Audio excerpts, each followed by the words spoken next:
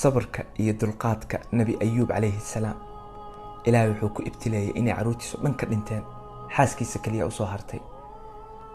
xanuun jirkiisa ilaahay wuxuu ku riday meel walba gaaray, waxaa ka ahayn qalbigiisa iyo carabkiisa oo dikriga ilaahay ku mashquulsanaa. xaaskiisa guryaha kale u shaqo tagi jirtay sidii u quudiso. 18 sano ilaahay uu ka xishoonay inuu baryo.